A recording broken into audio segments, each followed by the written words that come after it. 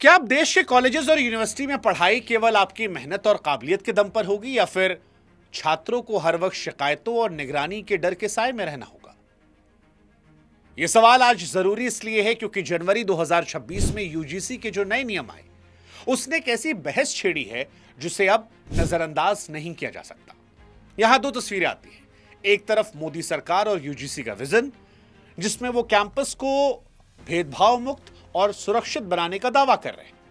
वो ये लॉजिक दे रहे हैं कि हर छात्र को सम्मान के साथ पढ़ने का हक है और इसके लिए सख्त नियम जरूरी, क्योंकि समाज की कड़वी सच्चाई है कई बार पीड़ित सामाजिक दबाव में शिकायत करने से डर जाते हैं। लेकिन इस डर को दूर करने के लिए जो उन्होंने नियम कानून बनाए उसको लेकर एक दूसरा वर्ग है जो डर रहा है और वो ये सवाल पूछ रहा है कि क्या मोदी जी सवर्ण होना उनके अस्तित्व के लिए अपराध मान लिया गया है?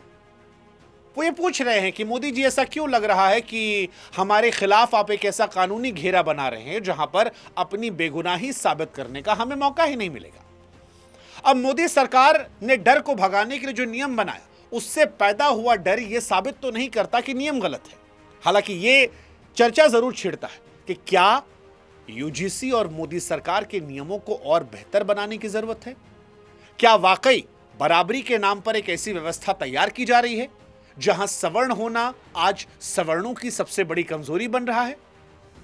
देखिए, यह सवाल बड़ा महत्वपूर्ण है और सोशल मीडिया इन सवालों से पटा पड़ा है। लेकिन इस सवाल को समझने के लिए हमें पहले यूजीसी के नियमों को समझना पड़ेगा कि क्या और क्यों ये नियम लागू किए गए। तो यूजीसी के जो नियम है वो 13 जनवरी 2026 को सामने आते हैं। सरकार का कहना था कि इन्हें नई शिक्षा नीति के तहत लागू किया जाएगा ताकि पढ़ाई की जगहों पर सभी को बराबरी का मौका मिल सके।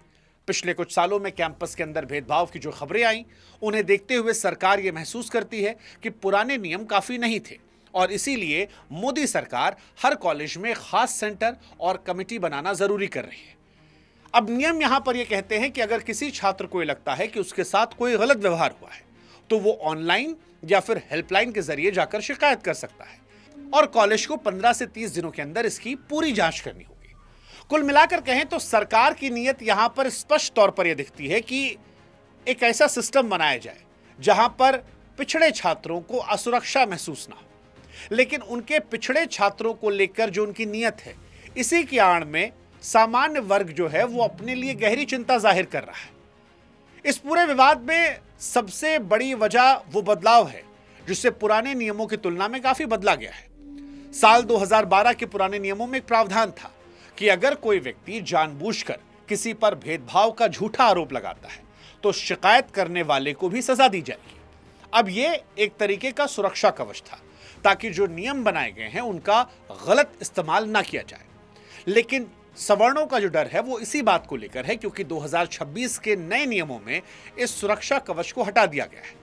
जानकारों का यह कहना है कि सरकार ने शायद ऐसा इसलिए किया ताकि असली पीड़ित रिपोर्ट करने से ना डरे, क्योंकि कई बार सजा के डर से लोग सच भी नहीं बोल पाते। लेकिन सवर्ण छात्र जो हैं वो यही डर रहे हैं। उनका डर यह है कि जब शिकायत करने वाले को पता है कि अगर उसका झूठ भी पकड़ा गया तो भी उसका कुछ नहीं बिगड़ेगा, तो फिर क्या यहां से सवर्णों के खिलाफ इसे हथियार के तौर पर इस्तेमाल नहीं किया जाएगा? क्या कई मामलों में इसका इस्तेमाल उन्हें डराने फंसाने के लिए नहीं किया जाएगा? और यह डर इसलिए भी बड़ा है क्योंकि जब किसी कानून में कोई चेक करने वाला रास्ता नहीं होता तो उसके गलत इस्तेमाल की संभावना हमेशा बनी रहती है। और इसीलिए सवर्ण कह रहे हैं कि क्या सवर्ण होना ही आज के दौर में सबसे बड़ा अपराध हो चुका है। इन नियमों की एक और चौंकाने वाली बात है इक्विटी स्क्वाड की तैनाती। सरकार इसे एक सुरक्षा टीम की तरह देखती है जो कैंपस की संवेदनशील जगहों पर नजर रखेगी ताकि कमजोर वर्ग के छात्रों को सुरक्षा दी जा सके। लेकिन छात्रों के बीच इसे अक्सर जासूसी के तौर पर महसूस किया जा रहा है। यूजीसी के मुताबिक ये स्क्वाड कैंपस में घूमते रहेंगे, निगरानी करेंगे। वो हॉस्टल, कैंटीन और बैठने की जगहों पर भी नजर रखेंगे। सामान्य वर्ग के छात्रों का डर यह है कि अप्रत्यक्ष भेदभाव जैसे धुंधले शब्दों के कारण उनके नॉर्मल व्यवहार को भी गलत तरीके से रिपोर्ट किया सकता है। आप कल्पना कीजिए एक ऐसी क्लास की जहां एक टीचर किसी छात्र को उसकी पढ़ाई में कमी के लिए टोकने से पहले 10 बार सोचे कि कहीं ऐसा ना हो कि ये जातिगत अपमान का विषय बन जाए। छात्रों का आपस में मजाक करना ये पढ़ाई की उस आजादी को क्या खत्म करेगा जहां छात्र और टीचर खुलकर बात करते हैं? इन नियमों का एक और गहरा पक्ष है कि कॉलेज प्रशासन पर भी दबाव हो सकता है। यूजीसी ने साफ कहा है कि अगर किसी कॉलेज में शिकायत का निपटारा सही से नहीं किया गया तो उस कॉलेज की फंडिंग को रोक दिया जाएगा, उसकी मान्यता तक को रद्द किया जा सकता है। अब इसका नतीजा क्या होगा? इसका नतीजा यह हो सकता है कि कॉलेज का प्रिंसिपल या मैनेजमेंट अपनी कुर्सी और फंड बचाने के लिए कार्रवाई करेगा, कड़ी कार्रवाई करेगा। जब कॉलेज की साख पर बात आएगी तो प्रशासन कई बार न्याय करने के बजाय मामले को रफा दफा करने या शिकायतकर्ता को खुश करने की कोशिश कर सकता है। ऐसे में सवर्ण छात्रों का डर यह है कि उन्हें अपनी बात रखने का सरकार ने कोई मजबूत मौका दिया ही नहीं है। नियम यह भी कहते हैं कि शिकायत कहां करनी है, लेकिन यह नहीं बता पाते कि अगर कोई छात्र गलत फंसाया गया तो वो अपनी बेगुनाही कैसे साबित करे। और क्योंकि कॉलेज मैनेजमेंट पर प्रेशर है कि इतनी समय सीमा में आपको शिकायत सॉल्व करनी है, तो ऐसे में सवर्ण छात्रों को डर है कि क्या हम फंसेंगे, बार बार फंसेंगे।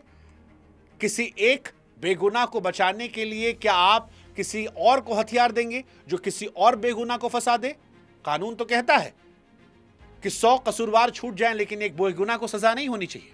लेकिन सवर्णों का डर यही है कि जिनको आप ताकत दे रहे हैं उनको ताकत देना अच्छी बात है, लेकिन उनके ताकत के चलते कहीं आप इधर भेदभाव तो नहीं कर रहे हैं, यहां गलत नहीं कर रहे हैं। वो जाति का डर जो वहां था वो क्या यहां नहीं फैला रहे हैं? इस कानून के विरोध में अक्सर सजा की दर की बात कही जा रही है। हालिया रिपोर्ट कहती है कि SC/ST एक्ट में सजा होने की दर 34 से 42% के बीच है, और यही बात सवर्ण छात्र बार बार कह रहे हैं। उनका मतलब यह है कि एक बड़ी संख्या में कोर्ट मामलों में सबूतों की कमी की वजह से मामले टिक नहीं पाते, या तो आपस में समझौता हो जाता है। हालांकि इसका मतलब यह नहीं कि सारे केस फर्जी हैं, लेकिन यह जरूर दिखाता है कि कानूनी प्रक्रिया में कई बार बहुत सारे गलत मामले गलत दिशा में जाते हैं। रोहित वेमुला जैसे हाई प्रोफाइल मामले में भी जब सालों बाद पुलिस की रिपोर्ट आई और किसी को दोषी नहीं पाया गया, तब तक उस छात्र या प्रोफेसर का पूरा करियर और इज्जत तबाह हो चुकी थी। अब यहीं पर सवर्ण छात्र ये सवाल उठा रहे हैं कि अगर उनके खिलाफ कोई गलत शिकायत होती है और वो सालों बाद बेगुनाह साबित होते हैं तो उनके नुकसान की भरपाई कौन करेगा? और क्योंकि दोषी के खिलाफ आपने काउंटर करने का मौका नहीं दिया है, ऐसे में उनके खिलाफ केस जो है वो बड़ी संख्या में लोग करेंगे, क्योंकि उन्हें यह बात पता है कि गलत होने के बावजूद भी उन पर कोई एक्शन नहीं होगा। यह इस मामले को बड़ा पेचीदा बनाता है। हालांकि इस मामले का एक राजनीतिक पहलू भी है जिसे नजरअंदाज नहीं कर सकते। सवर्ण वोटर इस सरकार का हमेशा से एक मजबूत स्तंभ रहा है। उसे इस बात की उम्मीद थी कि सरकार काबिलियत का सम्मान करेगी, लेकिन इन नियमों के आने के बाद सवर्णों के मन में यह सवाल उठ रहा कि क्या सरकार अब केवल चुनावी समीकरणों के दबाव में काम कर रही?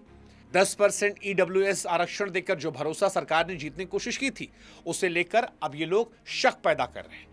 वो कह रहे हैं कि जब कॉलेज में बनने वाली कमेटियों की बात आती है तो वहां सवर्ण छात्रों की बात सुनने के लिए कोई न्यूट्रलिटी नहीं दिखती। किसी भी स्वस्थ समाज के लिए जरूरी है कि हर वर्ग को लगे कि उसकी बात को सुना जा रहा है। जब सवर्ण छात्र को लगता है कि उसे केवल शोषक मान लिया गया है तो वो मानसिक तौर पर टूटने लगता है, और यही वजह है कि आज का मेधावी छात्र देश छोड़कर बाहर जाने की सोचने लगा है। अब सवाल यह है कि शिकायतें बहुत सारी, लेकिन समाधान क्या है? बैलेंस कैसे लाया जा सकता है? देखिए, समानता और न्याय के बीच तालमेल बनाने के लिए केवल आलोचना काफी नहीं है। इसके लिए हमें कुछ ठोस सुझावों पर काम करना होगा ताकि सवर्ण और वंचित दोनों वर्गों के हितों की रक्षा हो सके। पहला सुझाव जो हमारी तरफ से है, किसी भी शिकायत पर बड़ी कार्रवाई से पहले एक शुरुआती जांच होनी चाहिए। यानी प्रशासन पहले यह देखे कि शिकायत में दम है या नहीं। दूसरा सुझाव, हर कैंपस में एक आजाद टीम होनी चाहिए, इंडिपेंडेंट रिव्यू पैनल, जिसमें बाहर के जानकार और रिटायर्ड जज हो जो बिना दबाव के सच का पता लगा सके। तीसरा सुझाव, कमेटी के ढांचे में बदलाव होना चाहिए। इसमें एक ऐसा न्यूट्रल सदस्य हो जिसका राजनीति से वास्ता ना हो और जो केवल सच के आधार पर फैसला दे। तब जाकर डर के लिए जो नियम बनाए गए हैं उनको लेकर डर जो दूसरे वर्ग में है वो खत्म हो जाएगा। और डेमोक्रेसी यही है कि सबका साथ हो, सबका विकास हो। एक का डर दूर करने के लिए दूसरे के मन में डर पैदा करना यह सच्ची डेमोक्रेसी नहीं है। बराबरी का मतलब किसी एक वर्ग को डराना नहीं, बल्कि सबको साथ लेकर चलना है। भेदभाव को मिटाना है, जरूर मिटाइए, हर हाल में जरूरी है। इसके लिए सख्त नियम होने चाहिए क्योंकि असली पीड़ितों को न्याय मिलना चाहिए। लेकिन न्याय भी वही है जो सबके लिए एक समान हो। यूजीसी को इन नियमों में वो बैलेंस लाना होगा जिससे किसी मासूम को बेवजह फंसाया ना जा सके। ये डर ये साबित नहीं करता कि नियम गलत हैं, बल्कि ये कि उन्हें और बेहतर बनाने की जरूरत है। यदि हम एक तरफा भेदभाव मिटाने की बात करते हैं और दूसरी तरफ एक वर्ग को उस डर के साए में ढकेलते हैं, तो ये न्याय नहीं बल्कि अन्याय होगा। विकसित भारत का सपना तभी पूरा होगा जब हर छात्र बिना किसी भेदभाव और बिना किसी डर के अपनी काबिलियत का लोहा बनवा सकेगा। और इसीलिए जो सुझाव हमने दिए हैं, उम्मीद करते हैं कि इन सुझावों पर आप भी इस वीडियो को बढ़ चढ़कर शेयर कर उन लोगों तक पहुंचाएंगे ताकि न्याय जो है उसमें बराबरी हो सके। जाते जाते एक छोटी सी गुजारिश हमारी आप सभी से कि आप हमारे व्हाट्सएप चैनल से जरूर जुड़ जाइए ताकि हमारा आपका रिश्ता और थोड़ा मजबूत हो और जो ये वीडियोस हम आपके लिए बनाते हैं ये हम आपको सीधे भेज सके, आपको इंतजार ना करना पड़े। वहां हम आपके सुझाव भी लेते रहेंगे और आप किसी खास मुद्दे पर चाहेंगे कि हम वीडियोस बनाएं तो पूरी ईमानदारी से, निष्पक्षता से वहां पर भी इन विषयों को हम उठाते रहेंगे। फिलहाल इस विषय को लेकर आप क्या सोचते हैं? क्या एक वर्ग के डर हटाने के लिए सरकार दूसरे वर्ग के मन में जो डर पैदा कर रही है वो नियम सही है, या आपको लग रहा है इससे कुछ उलट? जो भी आपकी सोच है आप कमेंट सेक्शन में पूरी ईमानदारी से लिखिए। बस ये सोचकर मत लिखिएगा कि वो आपके सरनेम को सूट करता है या नहीं करता है, क्योंकि न्याय सरनेम देखकर नहीं देखा जाता। और इसीलिए हम उम्मीद करते हैं कि जिस निष्पक्षता से हम कोशिश करते हैं उस निष्पक्षता, ईमानदारी से आप भी कमेंट सेक्शन में कोशिश करेंगे। बाकी इस विषय पर आपकी सोच कमेंट सेक्शन में हम पढ़ते हैं और जब इस वीडियो पर कोई अपडेट होगा तो आप तक हम जरूर पहुंचाएंगे। जय हिंद, जय भारत, नमस्कार।